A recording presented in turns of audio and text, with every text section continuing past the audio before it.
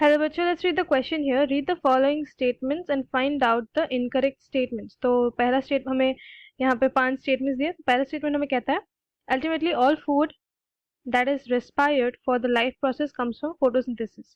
The energy released by oxidation and respiration is directly used for the life processes.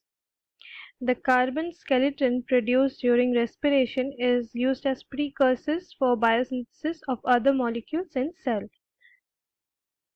Plants, unlike animals, have no specialized organs for gaseous exchange, but they have stomata and lenticels for this purpose.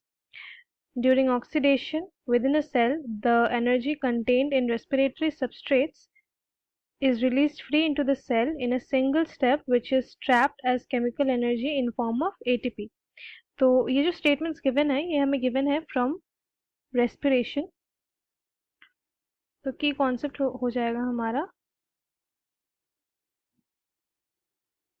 respiration.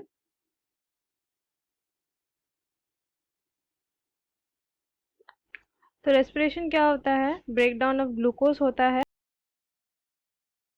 Glucose से जो हमारा ATP form हो रहा है, energy release हो रहा है, उसे हम कहते हैं रेस्पिरेशन. तो जो पहला स्टेटमेंट गिवन है हमें, ultimately all food that is respired for life process comes from photosynthesis. तो जैसे कि हमें पता है कि फोटोसिंथेसिस के थ्रू ही जो है फूड बनता है और उसी का रेस्पिरेशन होता है फॉर द एनर्जी रिक्वायर्ड. तो ये स्टेटमेंट जो है ये हमारा सही हो जाएगा. ऑप्शन जो स्टेटमेंट ए है हमारा सही हो जाएगा. जो नेक्स्ट है स्टेटमेंट हमारा, the energy release by oxidation in respiration is directly used for life processes. तो हमें पता है कि जो ग्लूकोज है C6H6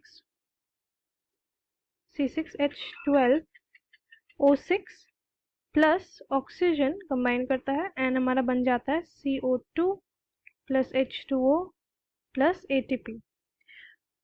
तो ये जो ATP है ये डायरेक्टली यूज नहीं होता है क्योंकि जो ग्लूकोज का ब्रेकडाउन है ये एक स्टेप में नहीं होता है, नॉट सिंगल स्टेप. तो जो ऑक्सीडेशन होता है वो मल्टीपल स्टेप्स में होता है. तो ये जो रेस्पिरेशन ऑक्सीडेशन है डायरेक्टली लाइफ प्रोसेस में यूज नहीं होता है.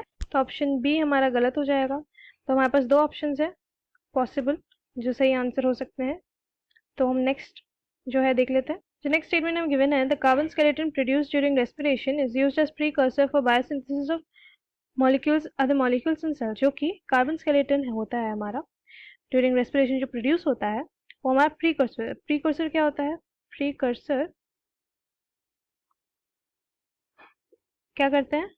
फॉर्म करते हैं दूसरे कंपाउंड्स को.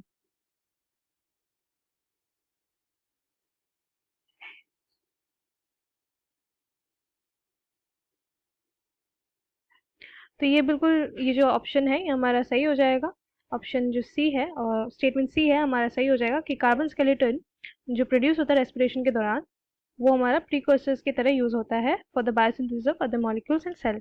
जो नेक्स्ट स्टेटमेंट है, plants unlike animals have no specialized organs for gaseous exchange but they have stomata and lenticels for this purpose.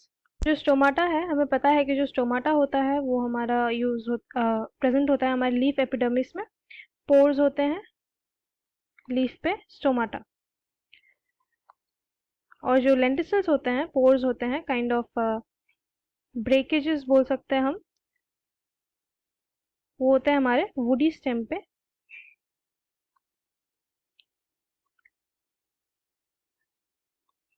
जो कि हेल्प करते हैं हमारा गैसियस एक्सचेंज के लिए. तो ये जो स्टेटमेंट है ये भी हमारी जो है सही हो जाएगी. जो नेक्स्ट है, during oxidation within a cell energy is contained in respiratory substrate is released free into the cell in a single step which is trapped as chemical energy in form of ATP. पे एक phrase है single step जो कि instantly गलत हो गया कि जो ऑक्सीडेशन होता है ग्लाइकोलिसिस होता है ये सारे जो स्टेप्स होते हैं मल्टीपल स्टेप्स होते हैं.